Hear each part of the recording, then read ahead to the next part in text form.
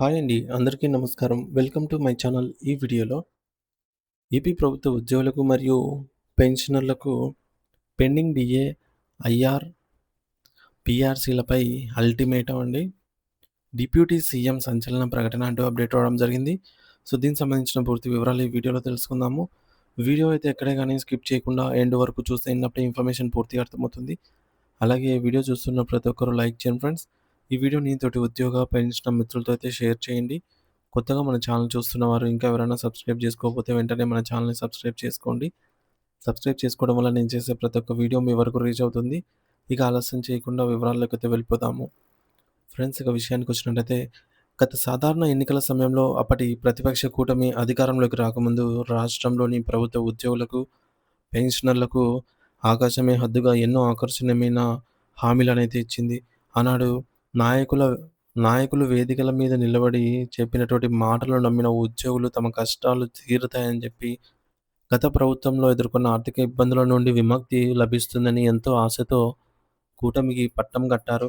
అయితే అధికారంలోకి వచ్చిన తర్వాత ఆ హామీలను అమలు చేస్తామని చెప్పి నమ్మి ఏపీ ఉద్యోగ పెన్షనర్స్ అందరూ దాదాపుగా 2 ఏళ్ల కాలం పాటు కళ్ళు కాయలు కాసేలాగా ఎంతో ఓపికతో ఎదురుచూశారు. ఈ సుదీర్ఘ నిరీక్షణలో వారిలో ఆశలు తగ్గి ఆవేదన పెరుగుతూ వచ్చింది. ఈ 2 ఏళ్ల కాలంలో ఉద్యోగ సంఘాల నాయకులు ఊరికే కూర్చోలేదు. వారు సమస్యల పరిష్కారం కోసం ప్రభుత్వ పెద్దలను, సచివాలయ ఉన్నతాధికారులను వందల సార్లు కలిసి విన్నపాలు సమర్పించారు. చర్చలు జరిగిన ప్రతిసారి సానుకూల నిర్ణయం వస్తుందని ఆశించినప్పటికీ ఇప్పటివరకు ప్రభుత్వం నుండి ఒక సమస్యపై కూడా స్పష్టమైన సానుకూల స్పందన రాలేదు.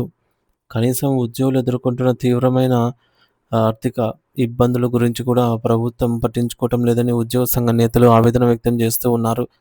అన్నిటికంటే నిరుత్సాహమైనటువంటి విషయం ఏమిటంటే, ఈ 2 ఏళ్లలో కొత్త పీఆర్సీ ఊసే ఎత్తటం లేదు. ఉద్యోగుల జీతాల పెరుగుదలకు కీలకమైన పీఆర్సీ కమిటీకి ఒక చైర్మన్‌ను నియమించటం, ఇటువంటి ప్రాథమిక బాధ్యతలను కూడా ప్రభుత్వం విస్మరిస్తోంది. అలాగే గత 2 ఏళ్లుగా మధ్యంతర భృతి, ఐఆర్ అనే పదమే కనిపించటం లేదు. ఇది ఉద్యోగుల ఆర్థిక వెన్నెముకను దెబ్బతీస్తుంది. సో, ఇక కరువు భత్యం, డీఏ బకాయిల గురించి మాట్లాడే నాథుడే కరువైపోయాడు. అసలు ఆ బకాయిలు ఎప్పుడు ఇస్తారో, ఎందుకు ఇవ్వటం లేదో చెప్పే దిక్కు కూడా లేదు. దీనివల్ల జీతాలు మరియు పెన్షన్లు పెంపుదల ప్రక్రియ రాష్ట్రంలో పూర్తిగా స్తంభించిపోయింది. చర్చల ద్వారా సమస్యలు పరిష్కారం కావని కేవలం విన్నపాలు ఇస్తే వి ఆహ్, ప్రభుత్వం వినదని చెప్పి గ్రహించిన ఉద్యోగ సంఘాలు ఇక లాభం లేదని భావించి ప్రభుత్వంతో ప్రత్యక్ష పోరాటానికే సిద్ధం అయ్యారు. ఉద్యోగుల హక్కుల సాధన కోసం ఒక బలమైన, పక్కా ప్రణాళికతో కూడినటువంటి పోరాట కార్యాచరణను ప్రకటిస్తున్నాం అని చెప్పేసి AP JAC Amaravati chairman Bopparaju గారు మీడియా ముఖంగా చాలా ఖచ్చితంగా వెల్లడించారు. మరి రాష్ట్ర వ్యాప్తంగా ఉన్నటువంటి అన్ని శాఖల ఉద్యోగుల సమస్యలపై కూడా లోతుగా చర్చించి, భవిష్యత్తులో చేపట్టబోయే ఉద్యమాన్ని ఏ విధంగా ఉధృతం చేయాలనే వ్యూహాన్ని రచించేందుకు బొప్పరాజు గారు బుధవారం నాడు నెల్లూరులోని ఒక అత్యవసరమ మరియు కీలక సమావేశాన్ని ఏర్పాటైతే చేశారు. ఈ జేఏసీలో భాగస్వాములైనటువంటి వివిధ ప్రభుత్వ శాఖల ఉద్యోగ సంఘాల ముఖ్య నాయకులు కలిసి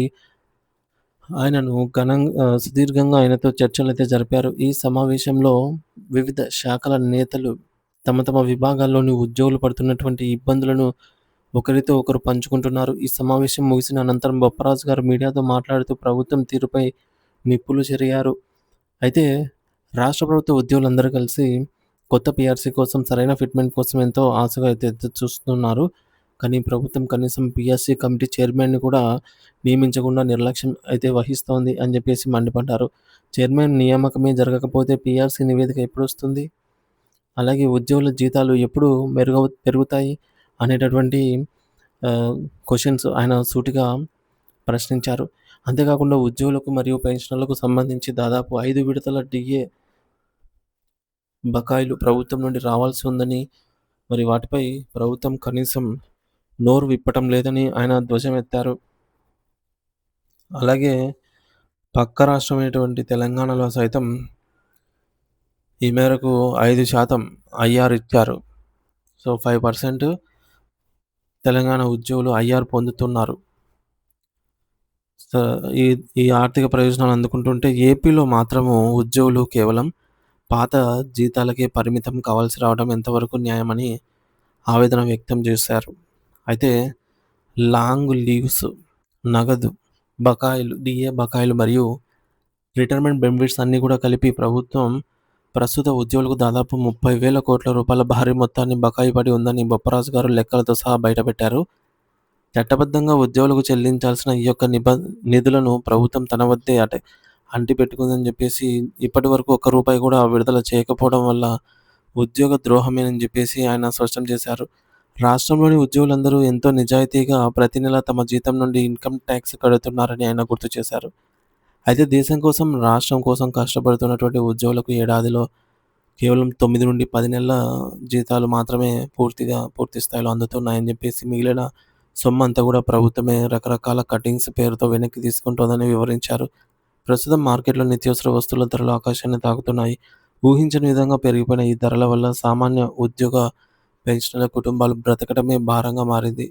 ఒక మధ్యతరగతి ఉద్యోగి తన జీతాన్ని పిల్లల స్కూల్ ఫీజులకు, ఇంటి అద్దెలకు, ఆసుపత్రి ఖర్చులకు, బ్యాంక్ ఈఎంఐలకు లేదంటే ఎల్ఐసీ ప్రీమియంలు ఇటువంటి వాటికి ముందే ప్లాన్ చేసుకుంటారని, కానీ జీతాలు సరిగ్గా రాకపోవడంతో ఆ ప్రణాళికలన్నీ కూడా తలకిందులయ్యాయని చెప్పేసి చెప్పారు. ఈ యొక్క ఆర్థిక ఇబ్బందుల వల్ల క్లాస్ 4 మరియు ఇతర చిన్న ఉద్యోగులు ప్రైవేటు వడ్డీ వ్యాపారుల దగ్గర అప్పులు చేస్తూ చితికిపోతున్నారని ఆవేదన వ్యక్తం చేశారు. అందుకే వేరే దారి లేక తాము విధుల్లోకి వచ్చి పోరాడాల్సినటువంటి పరిస్థితి నేడు నెలకొందని చెప్పేసి ఇది తమకేమీ సరదా కాదని కూడా వారు తేల్చి చెప్పారు. అయితే ఉద్యోగుల కడుపు మండుతూ ఉంటే చూస్తూ ఊరుకోలేమని, తమ హక్కుల కోసం ఎంతటి పోరాటానికైనా సిద్ధమవుతామని హెచ్చరించారు. ఏపీ ఎన్‌జీఓ సంఘం నాయకులు కూడా వెంటనే స్పందించి ఈ యొక్క ఉమ్మడి పోరాటంలో భాగస్వాములు కావాలని చెప్పేసి ఆయన పిలుపునిచ్చారు. గతంలో ఎన్నికల ప్రచారంలో డిప్యూటీ సీఎం పవన్ కళ్యాణ్ గారు తన తండ్రి కూడా ఒక పోలీసు ఉద్యోగి అని, కాబట్టి ఉద్యోగుల కష్టాలు తనకు తెలుసు అని అన్న మాటలను బొప్పరాజు గారు ఇప్పుడు గుర్తు చేశారు.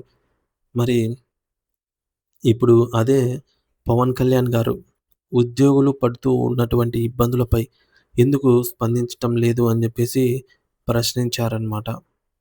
మరోవైపు ప్రభుత్వ ఖజానా అంతా కూడా ఉద్యోగుల జీతాలకే సరిపోతుందట అంటూ సోషల్ మీడియాలో కొంతమంది ప్రభుత్వ దృ ఆహ్, పెయిడ్ ఆర్టిస్టులతో ప్రభుత్వం దుష్ప్రచారం చేయిస్తోందని, ఇటువంటి అసత్యాలను తాము సహించబోమని హెచ్చరించారు. ఉత్తరప్రదేశ్ వంటి రాష్ట్రాల్లో పండుగలకు బోనస్‌లు ఇస్తూ ఉంటే ఏపీలో మాత్రం తమ కష్టార్జితం అయినటువంటి బకాయిల కోసమే పోరాడాల్సి రావటం దురదృష్టకరమన్నారు. ముఖ్యమంత్రి చంద్రబాబు నాయుడు గారు వెంటనే జోక్యం చేసుకొని పెండింగ్‌లో ఉన్నటువంటి 30,000 కోట్ల బకాయిలను విడుదల చేయాలని, లేని పక్షంలో రాష్ట్ర వ్యాప్తంగా కాలయాపనను స్తంభింపజేస్తామని చెప్పేసి కూటమికి స్ట్రాంగ్ అల్టిమేటం జారీ చేశారు. సో, మరి దీనిపై మీరేమంటారనేది ఖచ్చితంగా కామెంట్ సెక్షన్‌లో కామెంట్ ద్వారా తెలియజేయండి friends. Thank you for watching this video.